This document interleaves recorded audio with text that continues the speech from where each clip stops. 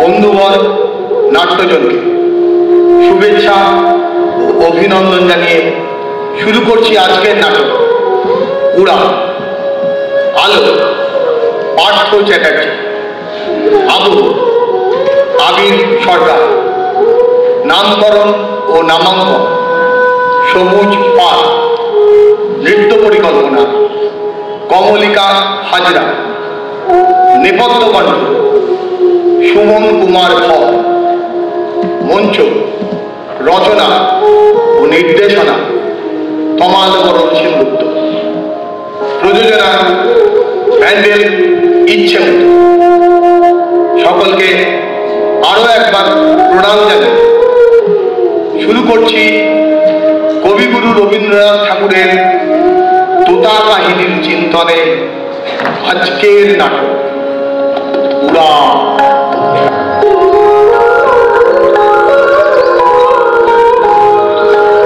আম্মা বলেন পড়ে সোনা, আব্বা বলেন মন দে। পাঠে আমার মন বসে না কাঁঠাল চাপার গন্ধে। আমার কেবল ইচ্ছে জাগে নদীর কাছে থাকতে, বকুল ডালে লুকিয়ে থেকে পাখির মতো ডাকতে।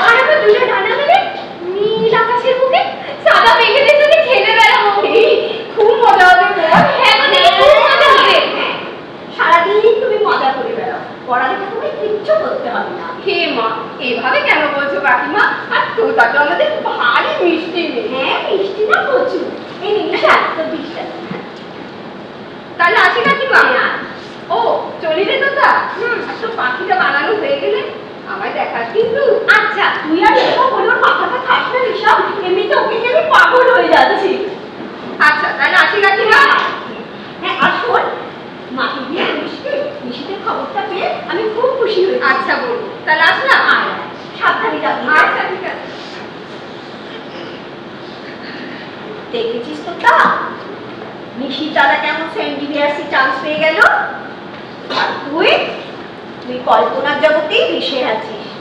কি রে, তোকে তো কিছু বলেছি নাকি? কি মানে? 5 মিনিটের মধ্যে সমস্ত পরিষ্কার করে করতে বসো। আমি তরকারি জেনে এক্ষুনি আসছি, সে যেন দেখে করতে বসেছ।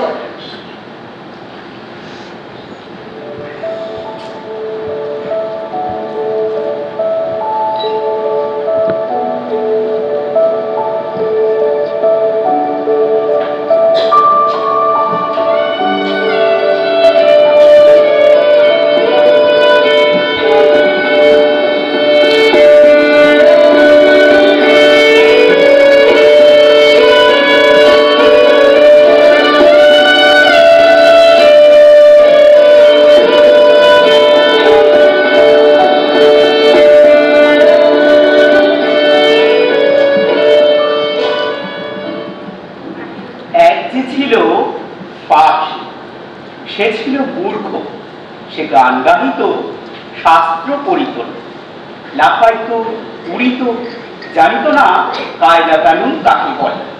রাজা বলিলেন, এমন পাখি তো কাজে লাগে না, অথচ বনের ফল খাইয়া রাজহাটের ফলের বাজারে লোকসান ঘটায়। মন্ত্রীকে ডাকিয়া বলিলে, পাখিটাকে শিক্ষা দাও। বুঝলি তো, তা রবি ঠাকুরের তোতা কাহিনী প্রথম প্রকাশিত হয় 1918 সালে সবুজপত্র পত্রিকা।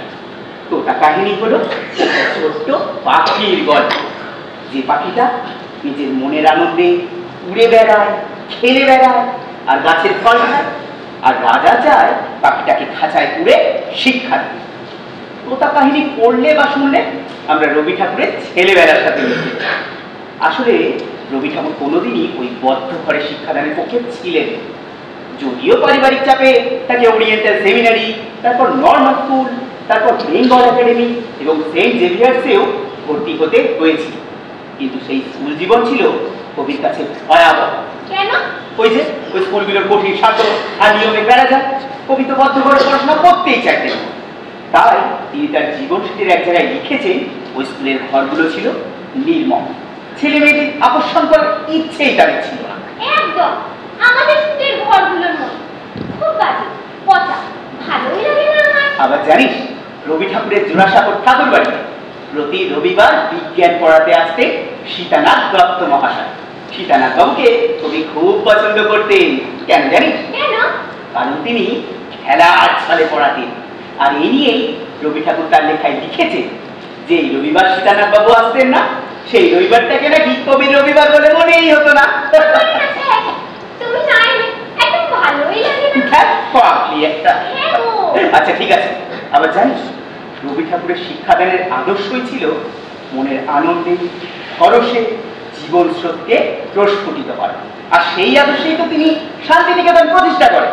জানো স্যার, আমারও না খুব ইচ্ছে করে আমার ভালো লাগাগুলোকে নিয়ে ভাসতে। এই তুইও কি রবি ঠাকুর হবি নাকি রে? কিন্তু আমারও খুব ইচ্ছা করে। জানো কি কি ইচ্ছে করে তোর? আমার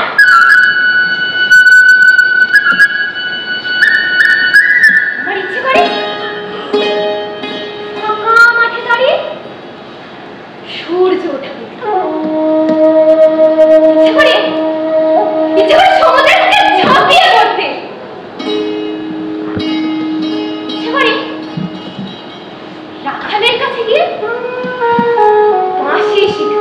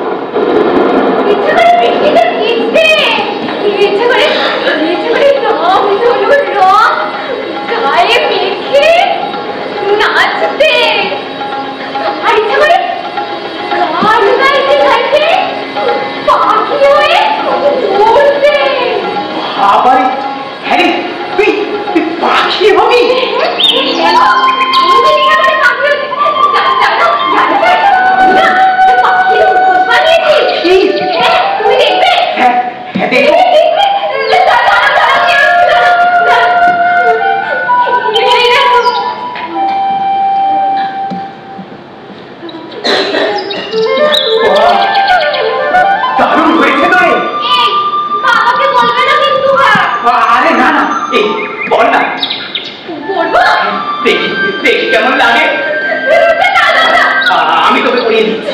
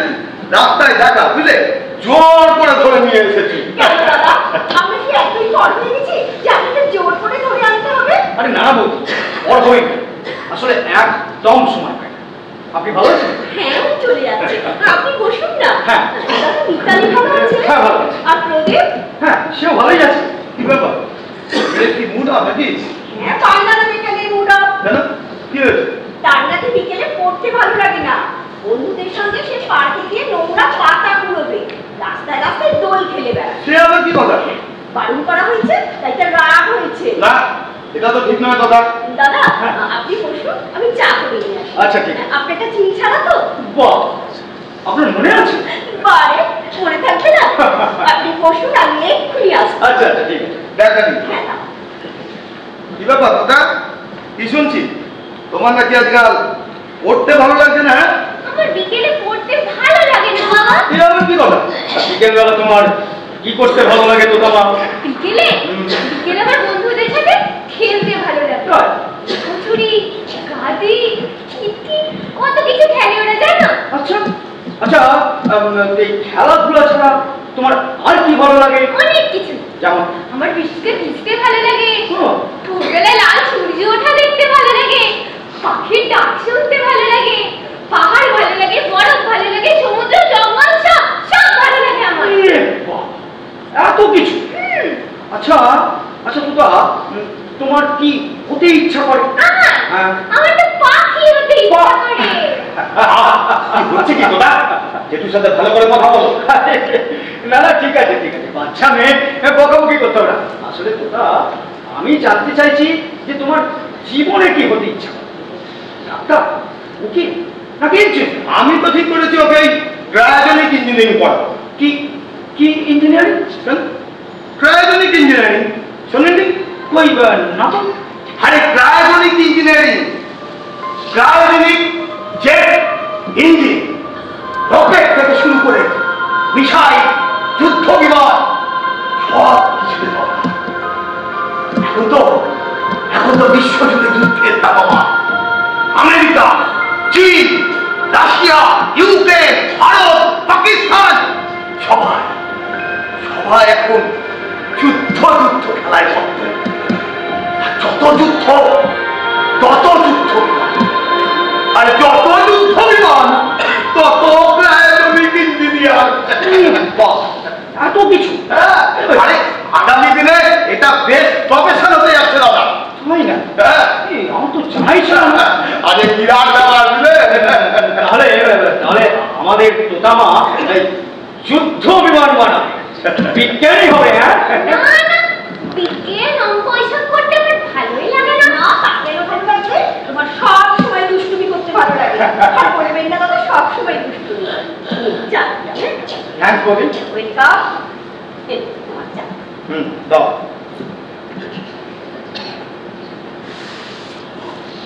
আচ্ছা তোতামা, তোমার কি কি পড়তে ভালো লাগে? আমার হ্যাঁ। আমার তো বাংলা পড়তে ভালো লাগে, গল্প পড়তে ভালো লাগে, কবিতা পড়তে ভালো লাগে, রবীন্দ্রনাথ, নজরুল, সুকান্ত, জীবনানন্দ দাশ। এত কিছু! আরো আছে তাই না? শরৎচন্দ্র, বঙ্কিম। ওই বাংলা কবিতা, গল্প, ইতিহাস এগুলো পড়ে তুই হবি কি? হ্যাঁ ভাই, আমি তো লেখক হব। কি শুনছো শুনছো? তোমার মেয়ের কথা শুনছো? তুমি একটু অফিস স্যার পড়াতে আসবেন মা। যাও যাও, তুমি ভেতরে গিয়ে রেডি হয়ে নাও। দেখছেন দেখছেন দাদা আজকালকার ছেলে মেয়েদের অবস্থাটা? কারোর কোনো কথা শুনতে চায় না। কি করছে কি ভাবছে কিছুই বুঝতে পারছে না। শুনলেন তো শুনলেন তো? সে নাকি লেখক। হ্যাঁ, এই জেনারেশনের এটাই তো একটা প্রবলেম। একদম কারোর কোনো কথা শুনতে চায় না। জানো দাদা, সবাই না। এই যে আপনার ছেলে প্রদীপ, সে তো একটা জুয়েল। আরে না না, তা নয়। আরে তা নয় হবে বললে হবে দাদা? বুঝলে রবি, দেখবে প্রদীপ এবার এই দেশে একটা দুর্দান্ত রেজাল্ট করবে। আরে টেস্টে 97% উপরে নাম্বার পেয়েছে। তাই নাকি? আরে নানা বৌদি, সেরকম কোনো ব্যাপার না। সে কি দাদা, 97% নাম্বার পেয়েছে আর আপনি বলছেন সেটা কোনো ব্যাপারই না? দেখুন বৌদি, 97% নাম্বার পাওয়াটা না আজকের দিনে এমন কিচ্ছু ব্যাপার না। এখন তো 99% উপরে সব নাম্বার। এই তো এবারে উচ্চ মাধ্যমিকে যে প্রথম হয়েছে, সে তো 99.4% নাম্বার পেয়েছে। 500-র মধ্যে 497, মাত্র 3টে নম্বর কাটতে পেরেছে। ভাবতে পারছেন? ব্রিলিয়ান্ট স্টুডেন্ট তো। নানা বৌদি, শুধু ব্রিলিয়ান্ট দিয়ে কোনো কাজ হবে না, তার সাথে প্রেশার চাই, প্রেশার। আর ওটা না থাকলে না কোনো সাকসেস হবে না। আমি তো আমার ছেলেকে বলেই এনি হাউ 99% আপ নাম্বার পেতেই হবে। আমাদের নিজের রাস্তা নিজে দেখে নেবে। আমার বাড়িতে জায়গা হবে? মা, এ আবার কি কথা দাদা? বাড়িতেই থাকতে দেবেন না? না, একদম। ওদের মনের ভেতরে একটা ভয় তৈরি করতে হবে। ভয় ভয় আর প্রেশার হলে একটা চাবুক। আরে চাবুক মারলে তবেই না ভরা ছুটবে। কিন্তু দাদা, এতে তো ওদের মানসিক চাপ আরো বেড়ে যাবে। এতে তো ওদের ক্ষতিও হতে পারে। না, কোনো ক্ষতি হবে না। আপনি বুঝতে পারছেন না বৌদি, এই প্রেশারটা আমাদের বাবা মাদের ওদের উপর রাখতেই হবে, তার মানে সমস্ত কিছু উচ্ছন্ন চলে। আচ্ছা বোকা স্যার, এই প্রেশারটা রেখে আপনার কোনো লাভ হয়েছে? হয়েছে মানে খুব লাভ হয়েছে, কিরকম কিরকম? আরে বাবা, আমার ছেলের মনের ভেতরে এমন ভয় ঢুকেছে যে লাস্ট 2 বছর সারা দিন বই নিয়ে বসে। আচ্ছা, এই ধরো না, দিনে প্রায় 15 থেকে 16 ঘন্টা। হ্যাঁ হ্যাঁ, বলেন কি? 15-16 ঘন্টা? হ্যাঁ। আর বাকি কাজ? বাকি কাজ হবে পড়াশোনা ছাড়াও কি কাজ আছে? কেন? প্রদীপ তো খুব ভালো আঁকতো, এখন আর আঁকে না বুঝে? না না বৌদি, ও সমস্ত মাধ্যমিকের পর আমি ছাড়িয়ে দিয়েছি। কি হবে একে? হ্যাঁ, আঁকা দিয়ে কেউ ডাক্তার হতে পারবে? ও প্রদীপ ডাক্তার হবে? হবে মানে হতেই হবে, নাহলে লোক সমাজে আমি কি বলবো? আমার ছেলে কি বুঝলেন সজল? হ্যাঁ, আমার ছেলের মাথা তো না ওই আর্টিস্ট হবার হচ্ছে। তারপর এমন প্রেশার দিয়েছি না যে লাস্ট বছর রং তুলে নিয়ে একবারে ছেড়ে দিয়ে দিতে। এটা কিন্তু আপনি ও বলছি দাদা, প্রদীপের রেজাল্ট তো বোধ হয় কাল বেরোচ্ছে না? কাল সকাল 9টায়, বুঝলে? তাই তো চাপের মধ্যে আছি। না চাকরির কিচ্ছু নেই, দেখবে প্রদীপ খুব ভালো রেজাল্ট করেছে। নানাপতি শুধু ভালো রেজাল্ট করলেই তো হবে না, এনিহাউ 99% অফ নাম্বার পেতেই হবে, আর তুই তো আমার চাপে। এনিওয়ে সজল, অনেক দেরি হয়ে গেল, বুঝলে? আমি চলি। ও হ্যাঁ হ্যাঁ, আমি চললাম। আবার আসবেন কি? আসবেন মানে? কালকেই তো আসছেন। কালকে কেন? কেন? আরে ছেলের রেজাল্টের মিষ্টি দেবো। হ্যাঁ নিশ্চয়ই নিশ্চয়ই মিষ্টি খাবো। আচ্ছা আসি, চলো আসি, চলো না? হ্যাঁ আসবেন আবার। হ্যাঁ হ্যাঁ নিশ্চয়ই আসবো। দেখেছো রবি কিরকম জুয়েল ছেলে তৈরি করছে? যাই বলো বাবা, উনি যেন একটু বেশি বেশি। কেন এরকম বলে? না সবই ঠিক আছে, তবে তার কথাগুলো যেন একটু কেমন কেমন। কেন? ঠিকই তো বলেছে। ঠিকই তো বলেছে। দেখো বাবু, ছেলে মেয়েকে মানুষ করতে হবে সেটা মানলাম, তাই বলে রাস্তা বলে ঘোরার মতো চাবুক পেরে। আর ওটা উনি কি বললেন? উনি লোক সমাজে মুখ দেখাতে পারবেন না বলে ছেলেকে ডাক্তার হতে হবে। এ আবার কি রে বাবা? আরে না না, ব্যাপারটা সেরকম নয়। আসলে নিজে একটা বড় অফিসার তো, তাই সামাজিক লজ্জার ব্যাপার একটা থাকে, তাই না বলো? কি জানি বাবা, বাবা মার লোক লজ্জার জন্য ছেলে মেয়েকে প্রাণপাত করতে হবে। এই জন্যই না তোমার সাথে আমার মেলে না। যা বাবা বললো প্রকাশ দা, আর দোষ হয়ে গেল না? না, তোমার দোষ তো বলিনি, কিন্তু তুমি তো ওনাকেই সাপোর্ট করছো তাই বললাম। সাপোর্টটা কোথায় বললাম? তাছাড়া উনি তো কিছু ভুল কিছু বলেন? ভুল বলেননি? না বলেননি। ছেলে মেয়ের ভবিষ্যৎ গড়তে দেওয়াটা কোনো অন্যায় নয়। সবাই তো আর তোমার মতো মেয়ের ব্যাপারে উদাসীন থাকবে না। কি বললে? আমি মেয়ের ব্যাপারে উদাসীন? অবশ্যই উদাসীন। বাহ বাহ, সারাটি দিন মেয়ের সবটা খেয়াল রাখি আমি। ওর স্কুল যাওয়া, খাওয়া, লেখাপড়া কোনটা দেখো তুমি, তাও বলবে আমি মেয়ের ব্যাপারে উদাসীন? শোনো রবি, স্বপ্নের সেন্টিমেন্ট দিয়ে হয় না। তোমাকে আমি বহুবার বলেছি, তো তার এখন ক্লাস 8 হয়ে গেছে, ওর একটা ভালো প্রাইভেট টিউটার থাকা দরকার। তুমি শুনেছো শুনেছো আমার কথা? তুমি তো সেই এক অমন স্যার আর অমন স্যার, তার বাইরে কিছু ভাবতে পেরেছো? আচ্ছা, অবশ্যই নিয়ে তোমার প্রবলেম? আরে আমার প্রবলেম নয়, প্রবলেমটা তোতার এখন ক্লাস 8 হয়ে গেছে, ওর এখন সায়েন্সে মন দেওয়া দরকার। আর সেটা না করে সারাদিন বাংলা, কবিতা, গল্প, ইতিহাস সেগুলো নিয়েই তো পড়ে আছে। এই ব্যাপার। আসলে কি বলতো ফজল, মেয়েটা আমাদের অন্যান্য বাচ্চার তুলনায় একটু বেশি আবেগী, একটু বেশি কল্পনা প্রবণ, তাই ও বাংলা, ইতিহাস, কবিতাটা একটু বেশি পছন্দ করে। কল্পনা দিয়ে বাস্তব জীবনে প্রতিষ্ঠিত হওয়া যায় না রবি। হ্যাঁ তা হয়তো যায় না, কিন্তু বাংলা, ইতিহাস, কবিতা পছন্দ করলেই যে আমার বাস্তবে প্রতিষ্ঠিত হওয়া যায় না, এটাও তো ঠিক কথা না। শোনো রবি, আমি না মেয়েকে ক্রায়োজনিক ইঞ্জিনিয়ারিং পড়াবো, আর তার জন্য দরকার ওই অঙ্ক আর সায়েন্স, তোমার ওই বাংলা, কবিতা, গল্প, ইতিহাস নয়। বেশ তো, পড়াও না। আচ্ছা আচ্ছা, তুমি কেন এত চিন্তা করছো বলো তো? মেয়েটা তো আমাকে সায়েন্স গ্রুপে খারাপ না, এই তো এবারে হাফ ইয়ারলিতেই তো 88% নাম্বার। আরে 88% নাম্বার দিয়ে কি হবে? আমার 99% নাম্বার চাই, বুঝেছো? 99%। তার জন্য ওকে সায়েন্স গ্রুপে নাম্বারটা বাড়াতে হবে, আর তার দায়িত্ব তোমাকে নিতে হবে। তোমাকে ওকে যত খুশি বাড়ো, বকো, যা খুশি করো, মোটটা কথা চাপ দাও, চাপ চাপ চাপ। হাসালে সজল, হাসালে। চাপ দিলে সব ঠিক হয়ে যেত, তাহলে আধুনিক শিক্ষা ব্যবস্থার প্রেশার কুকার সিস্টেমটা বারবার মুখ ফুটে পড়তো না। কি যা কথা বলছো? কি যা কথা খোঁজ রাখো? এই মডার্ন এডুকেশন সিস্টেমটার উপর দাঁড়িয়ে দেশের সব বড় বড় নাম করা স্কুলগুলো তর করে এগিয়ে যাচ্ছে। আকাশ জানে গোটার মতো সব বড় বড় ইনস্টিটিউট এই সিস্টেমে সফল। হ্যাঁ তুমি বলছো প্রেশার কুকার সিস্টেম। অবশ্যই প্রেশার কুকার। এই তো সেদিকে পারে করলাম। এখন সারা ভারতবর্ষে 24 ঘন্টায় 28 জন স্টুডেন্ট সুইসাইড করছে। করছে হয়েছে কি হয়েছে জানো? নিজে গোটার কথা বললে এনসিআরটি রিপোর্ট অনুযায়ী সেই গোটাতে 2025 সালের জানুয়ারি থেকে মে 5 মাসে 14 জন স্টুডেন্ট সুইসাইড করেছে শুধুমাত্র পড়াশোনার চাপের জন্য। রোগী যারা সুইসাইড করে না তারা মানসিক রোগী। একদম ঠিক। আর তাদের মানসিক রোগী তৈরি করছে আমরা। আমি আর আমাদের মতো বাবা মায়ের প্রেশার ভাবতে পারছো সজল? ছেলে মেয়েগুলো পড়াশোনার চাপ সহ্য করতে না পেরে মৃত্যুকে বেছে নিচ্ছে। এই 140 কোটি দেশে ওই 28টা ব্যর্থ স্টুডেন্টের মরে যাওয়া কোনো ঘটনা হতে পারে না। তুমি পাগল হয়ে গেছো। না আমি পাগল হইনি। পাগল হয়েছে তুমি তোমার মাথায় ভূত ঢুকেছে ভূত। ভালো মতো বুঝতে পারছি ওই অবস্থান মেয়েটার মাথায় যেমন বাংলা কবিতা গল্প ইতিহাসের ভূত ঢুকে দিয়েছে সেরকম তোমার মাথাটা চিবিয়ে যাচ্ছে।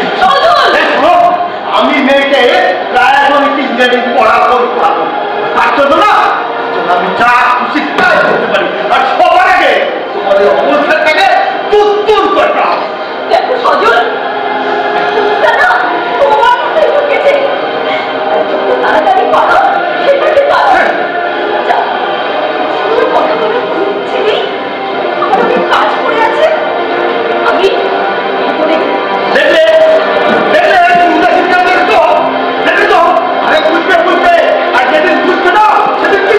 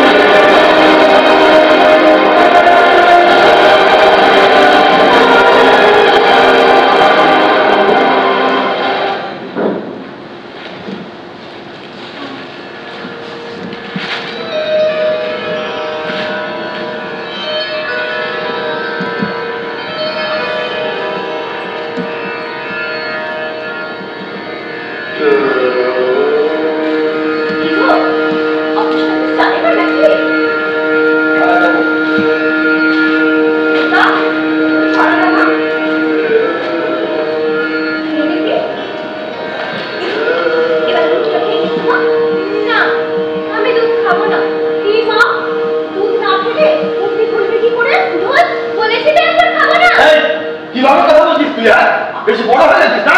আচ্ছা ঠিক আছে, আমি তো দেখছি তুমি পেপারটা পড়াও না। দিন দিন কিন্তু মেয়ে অসভ্য হচ্ছে রবি বলে দিলাম। সামলাও মেয়েকে। নে না মা, নে না, দুধটা খেয়ে নে না। সভ্য মেয়ে একটা।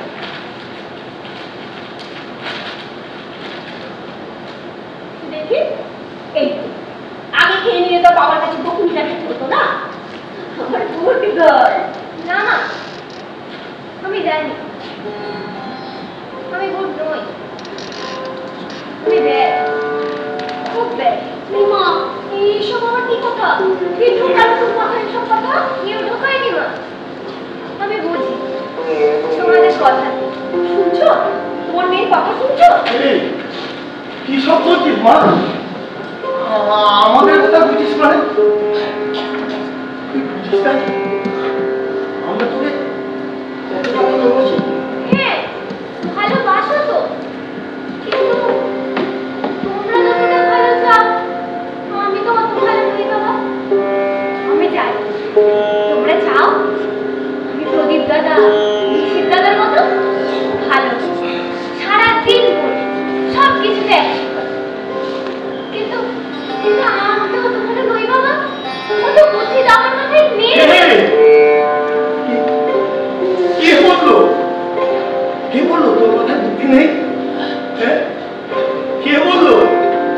না, ওরে ওরে তুই তো আমাদের সোনা মেয়ে।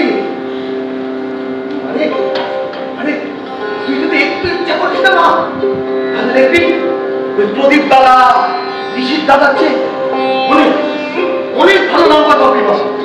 মানে আমি তো পাশে আছি মা। শুধু অঙ্ক আর সায়েন্সে মন নে মা, দেখবি দেখবি তোকে ঠিক রাসায়নিক ইঞ্জিনিয়ার করিয়ে না সবাইকে আমি তাক লাগিয়ে দেবো মা, তাক লাগিয়ে দেবো। না বাবা, ওটা আমি হব না। কেন রে, কি কি প্রবলেম? আমার ভালো লাগে না, কি বাজে আর কি কঠিন না। আরে আরে কঠিন না তো কি হয়েছে রে মা? আরে আরে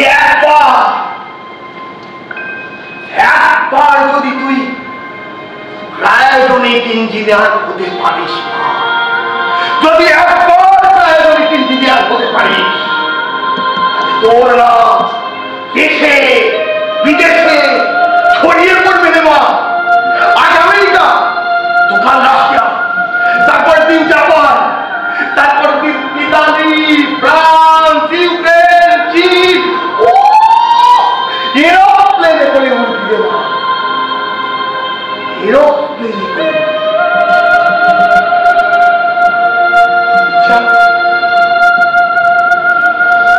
ইচ্ছা করে না মা, ইচ্ছা করে না উঠতে? হ্যাঁ বাবা, করে তো, খুব করে। পাখি হয়ে উড়বে।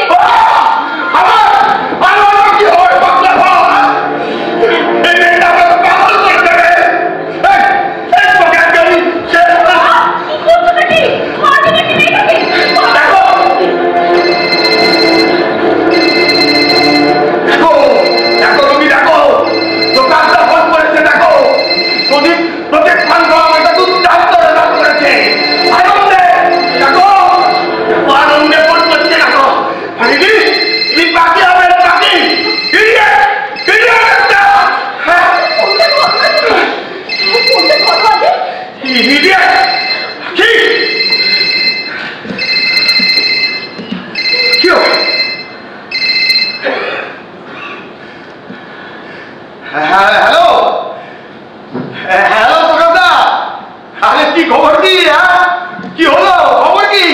কত পার্সেন্ট হলো? না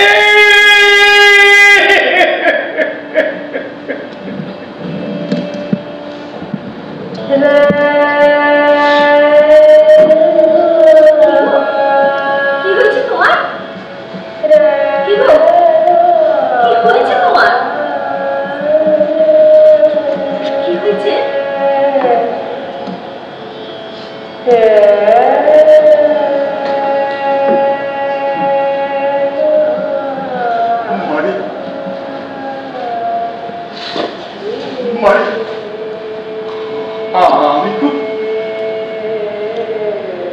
খারাপ বাবা যাবে। তাহলে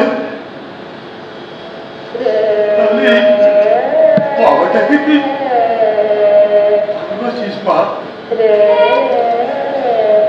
খুব ভালোবাসিস। তাহলে তাহলে বাবাটাকে ছেড়ে তুই করতো যাবি না তো বাবা? কেন ছেড়ে যাবো? তোমার কি হয়েছে বাবা?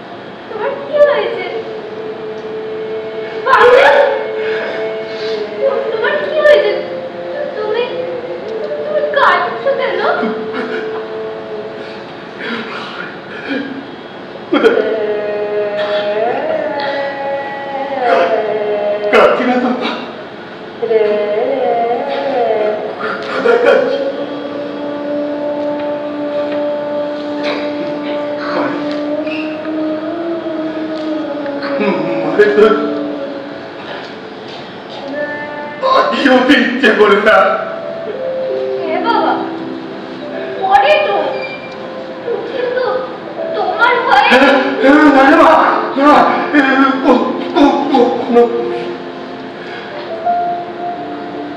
ভয় নেই মা, তুই তো নিজের ইচ্ছা মতো বাকি হবা, তুই তো নিজের ইচ্ছা মতো বাবা। আমি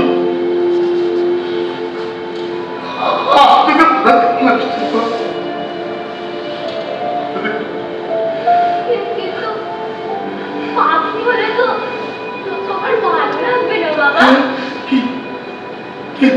কি বললো মা? কি বললে ভালো লাগবে না? আমার খুব ভালো লাগবে মা, খুব ভালো লাগবে।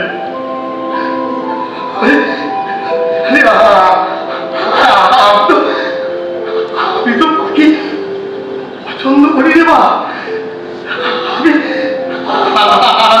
খুব পছন্দ করি পাখি।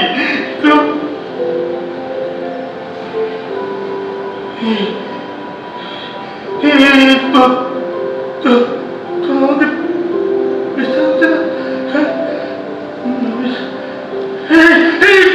মাকে জিজ্ঞাসা কর। মা বলো না।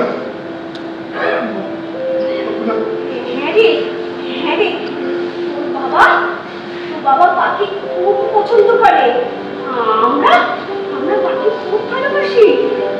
লাল পাখি, নীল পাখি, হলুদ পাখি। সত্যি সত্যি সত্যি আমরা সব পাখি পছন্দ করি।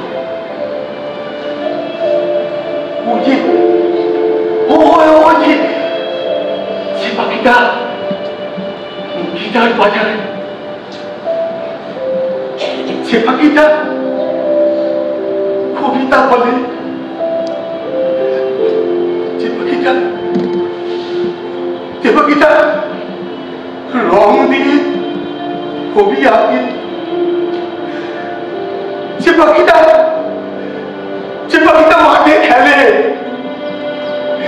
আকাশ দেখে, বৃষ্টিতে ভেসে নাচে, গান গায়, ভালোবাসে, সে সব পাখিগুলোকে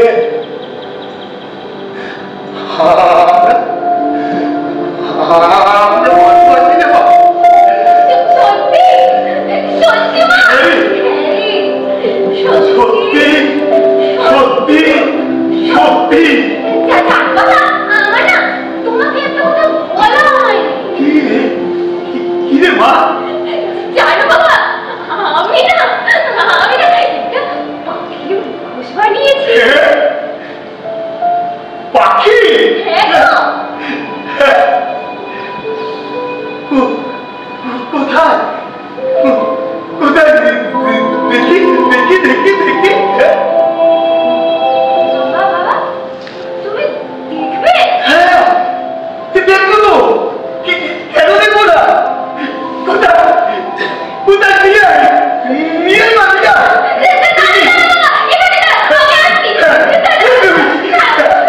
কোথায়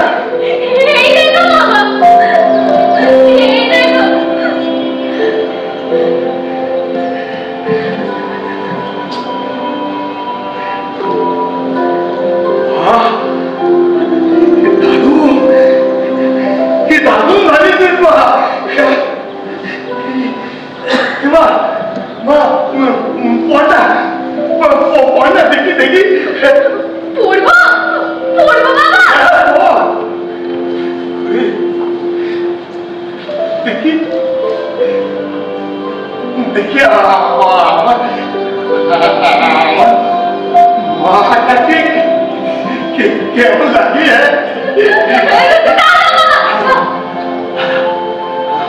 আমি তোকে পড়িয়ে দিই তুমি লাগাও এই দেখো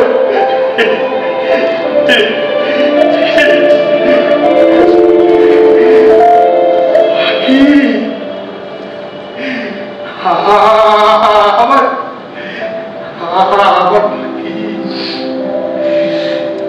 পাখি ওরে তুই আমার পাখি কে মা ও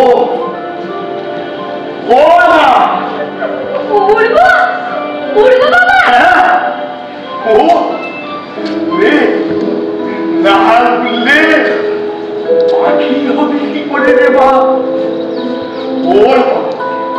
ও